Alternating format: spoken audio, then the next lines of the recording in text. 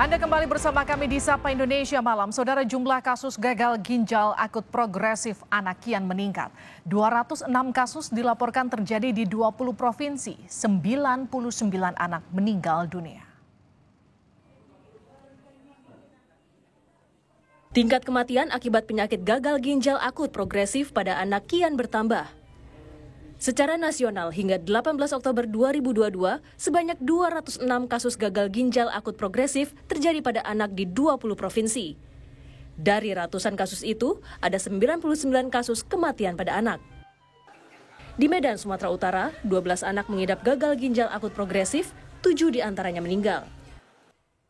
Dinas Kesehatan Sumatera Utara telah melaksanakan survei epidemiologi untuk menelusuri penyebab penyakit. Di Padang, Sumatera Barat, 22 anak diduga mengalami gagal ginjal akut. Dari 22 kasus, 12 diantaranya meninggal dunia. Pasien anak kini dirawat di sejumlah rumah sakit, diantaranya RSUP M. Jamil, RSUD Mentawai, dan RSUD Kota Padang. Sementara itu, 26 kasus gagal ginjal akut progresif ditemukan. Sebagian besar pasien kini dirawat di Rumah Sakit Umum Daerah Zainal Abidin, Banda Aceh. Kementerian Kesehatan menemukan 3 zat kimia berbahaya yang terdeteksi pada pasien gagal ginjal akut anak, yakni etilen glikol, dietilen glikol, dan etilen glikol butil ether. Ketiga zat tersebut merupakan cemaran dari zat kimia polietilen glikol yang sering dipakai sebagai pelarut obat-obatan jenis sirup. Juru bicara Kementerian Kesehatan M. Syahril meminta toko obat untuk sementara tidak menjual obat bebas dalam bentuk cair kepada masyarakat sampai hasil penelitian tuntas. Pemeriksaan yang dilakukan terhadap sisa sampel obat yang dikonsumsi oleh pasien, ya, sementara ini ditemukan jejak senyawa yang berpotensi mengakibatkan gangguan ginjal akut progresif atipikal ini. Nah, saat ini Kementerian Kesehatan dan Badan POM masih terus menelusuri dan meneliti secara komprehensif termasuk kemungkinan faktor risiko yang lainnya. Seluruh apotek untuk sementara, saya ulangi, untuk sementara tidak menjual obat bebas dan atau bebas terbatas dalam bentuk cair atau sirup kepada masyarakat sampai hasil penelusuran dan penelitian yang dilakukan oleh Kementerian Kesehatan dan Badan POM ini tuntas. Ketua Ikatan Dokter Anak Indonesia (IDAI), Pimprim Basarah, juga meminta tenaga kesehatan dapat mengganti meresepkan obat yang diduga mengandung zat berbahaya. Tenaga kesehatan dapat meresepkan obat pengganti yang tidak terdapat dalam daftar dugaan obat terkontaminasi atau dengan jenis sediaan lain seperti suppositoria yang dimasukkan ke dalam anus, atau dapat mengganti dengan obat puyer dalam bentuk tunggal atau monoterapi. Gejala gangguan gagal ginjal akut pada anak kebanyakan menyerang anak usia 6 bulan hingga 18 tahun. Kasus ini paling banyak terjadi pada anak balita. Gejala awal penyakit ini berupa infeksi saluran cerna dan gejala ISPA seperti demam, batuk, pilek, sakit kepala, dan diare. Demam terjadi 7 hingga 14 hari. Warna urin berubah kecoklatan dan volume urin berkurang. Seluruh pasien anak yang dinyatakan gagal ginjal akut mengalami gejala yang sama seperti demam, batuk, diare dengan kondisi sulit buang air kecil. Sebagai bentuk kewaspadaan, Kemenkes mengimbau masyarakat untuk tidak mengonsumsi obat berbentuk cair atau sirup, termasuk obat parasetamol. Tim Liputan, Kompas TV. Saudara, Rumah Sakit Cipto Mangunkusumo RSCM Jakarta dari Januari hingga kini merawat 49 pasien anak penyakit gagal ginjal akut. 31 anak diantaranya meninggal dunia. Dari 49 pasien gagal ginjal akut yang dirawat di RSCM Jakarta, 63% diantaranya atau 31% meninggal dunia. Direktur Utama RSCM, Lisdina Liastuti mengatakan pasien gagal ginjal akut yang dirawat di RSCM sebagian besar dalam kondisi yang sudah parah. Terkait kasus gagal ginjal akut, para orang tua dihimbau hati-hati dalam memberikan obat pada anak. Jadi kondisinya saat ini yang sudah masuk ke RSCM dari Januari sampai hari ini adalah 49 anak dengan gagal ginjal akut. Yang masih dirawat ada 11 sekarang, 10 masih di PICU itu adalah pediatric ICU, dan yang satu sekarang masih di IGD, belum masuk ke ruangan karena baru masuk. Bayangkan, lebih dari 50%, kan? Jadi yang hidup, yang pulang cuma 7 orang. Nah, masyarakat perlu diberikan edukasi bahwa kasus ini ada. Jadi artinya mereka harus hati-hati. Kalau ada anak demam, jangan langsung ngasih obat. Ya kan? Kan kita masih mencoba untuk bagaimana memberikan cairan yang cukup, melakukan kompres. Jadi pemberian obat harus hati-hati, harus ke dokter untuk dipilihkan apa yang perlu saja. Jumlah kematian anak akibat gagal ginjal akut hingga 18 Oktober telah mencapai 99 jiwa. Dari jumlah tersebut 31 orang yang meninggal sempat dirawat di Rumah Sakit Cipto Mangunkusumo atau RSCM Jakarta. Apa yang menjadi faktor penyebabnya dan bagaimana penanganannya? Kita akan berbincang dengan Dirut RSCM Lis Dina Liastuti. Bu Lis, selamat malam. Selamat malam, Mbak Rifi.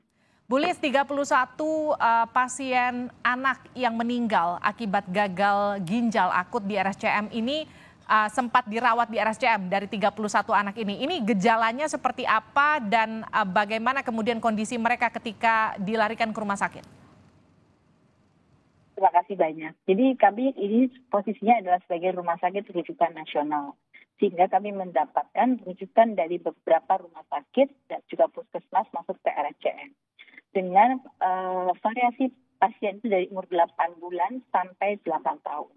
Semua masuk dalam kondisi keadaan gagal ginjal di mana sudah tidak bisa mengeluarkan urin.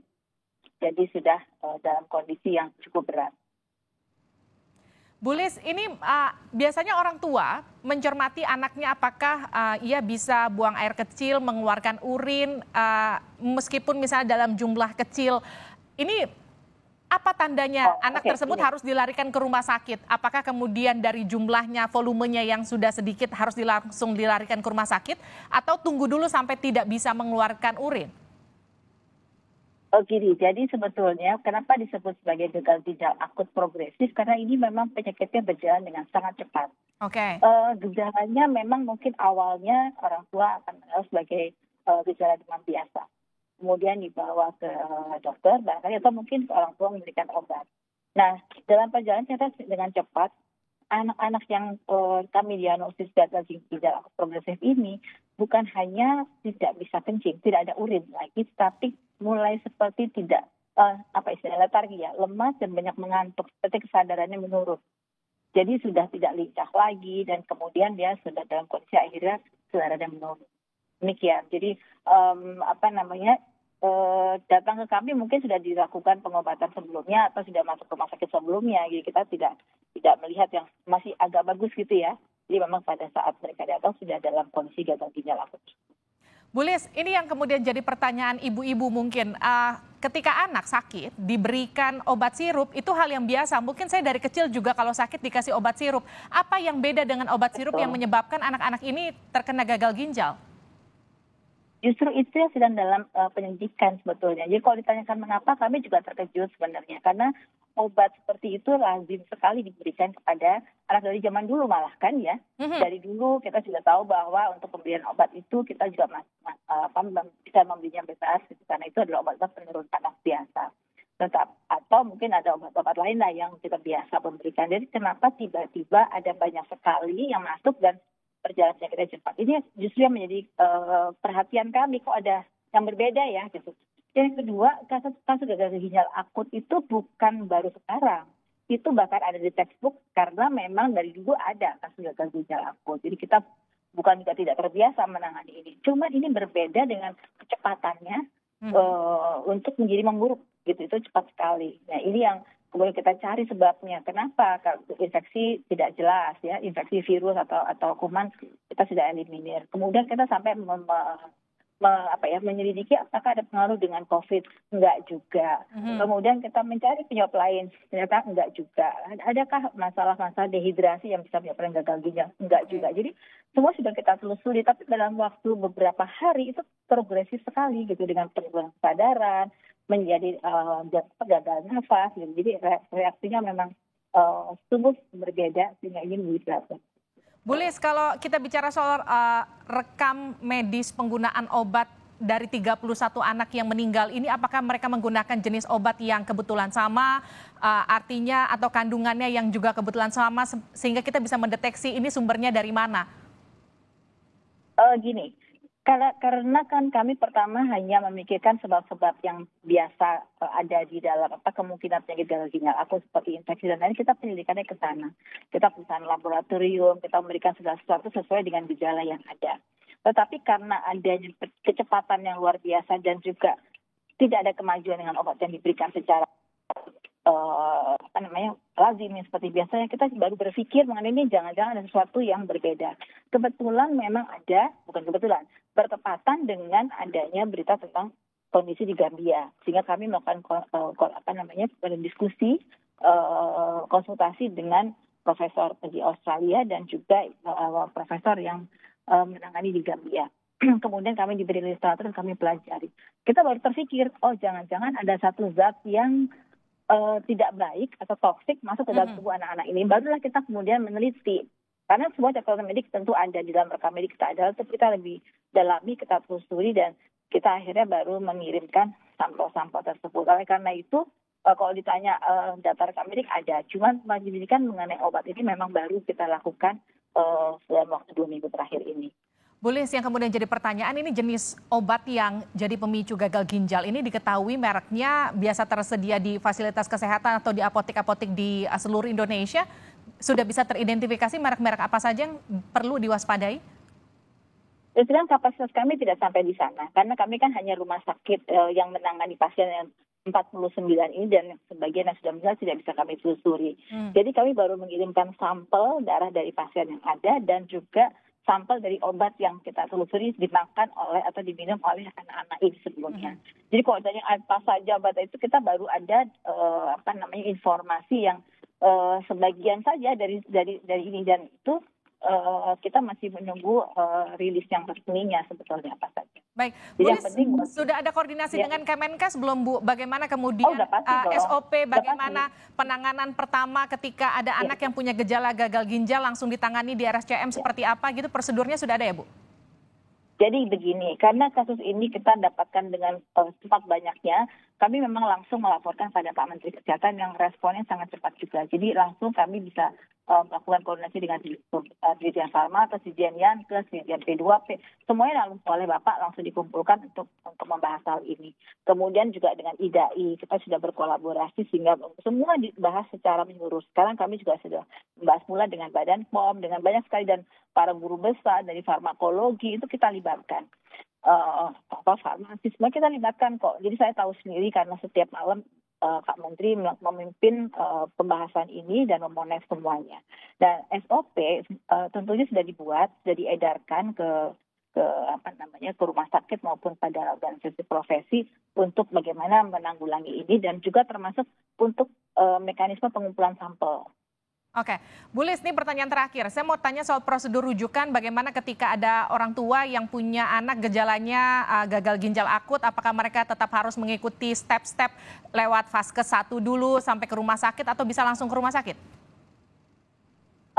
Tergantung dari gejalanya. Kalau misalnya masih ringan boleh ke Vaskes 1, tapi kalau sudah mulai ada penurunan kesadaran sebaiknya ke rumah sakit dengan cepat. Langsung bisa dibawa ke rumah sakit ya, Bu?